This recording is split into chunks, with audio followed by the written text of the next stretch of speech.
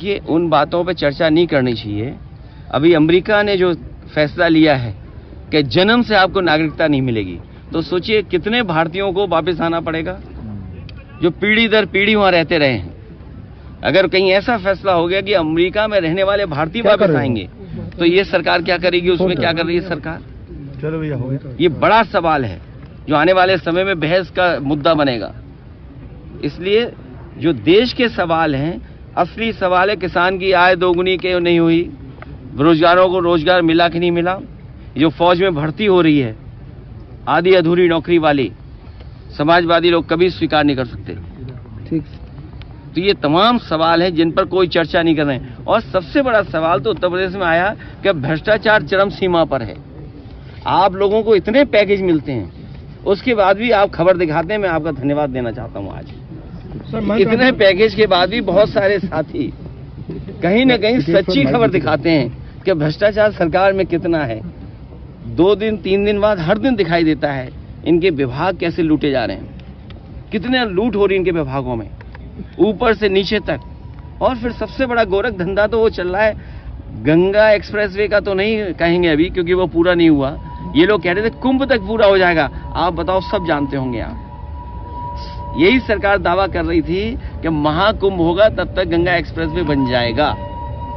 Purvanchal expressway में जो link जुड़ा है गोरखपुर, उससे बड़ा गोरख धंधा कहीं नहीं हुआ होगा जो वहां दिखाई दे रहा है। 22 में बनना था, आज से नहीं बन पाया। 7,000 करोड़ की योजना है। तो ये वो सवाल है जिसका जवाब भारतीय जनता पार्टी पे नहीं है। घर घर जल, उसमें कितनी उंगली उठी है, पूरे गांव खोद दिए गए। उन बातों को अभी स्पष्ट सरकार के लोग ही किसी न किसी दिन कहेंगे। जिस तरीके से अगर किसी से भ्रष्टाचार के सवाल पूछो तो वो श्लोक सुनाने लगते हैं। किसी विभाग में अगर आप सच्चाई से उन मंत्रियों से पूछोगे तो वो भी आपको श्लोक सुना सकते हैं। मिल्कीपुर हम सब लोग मिल करके जीत के दिखाएंगे। सब आपने कहा था ऐतिहासिक चुनाव होगा, तो क्या कुछ ऐतिहासिक, मतलब अभी सारे बहुत बाई पोल्स हुए, ये वाला सबसे ऐतिहासिक? मिल्कीपुर का इकलौता चुनाव है। भारतीय जनता पार्टी ने अपनी पुलिस आगे कर दी है, एसओ सीओ को निर्देश दे दिए हैं, डीएम एसपी पूरा इशारे पे लखनऊ के चल रहे हैं। वहां की आम जनता कह रही है, आम लोग, और आप भी जब गए होंगे, आपके सहयोगी गए होंगे, तो वो यही कह रही है जनता कि निष्पक्ष चुनाव होगा तो ऐतिहासिक जीत समाजवादी पार्टी की होने जा रही है।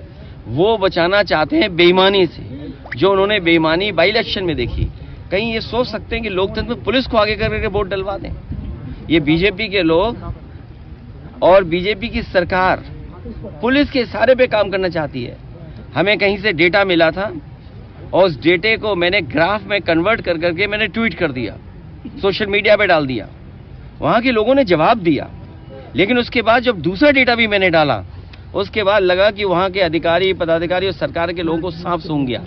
ये जो संस्कृति पैदा की जा रही है डेमोक्रेसी में, अधिकारियों के माध्यम से वोट डलवाने की, ये परंपरा गलत है।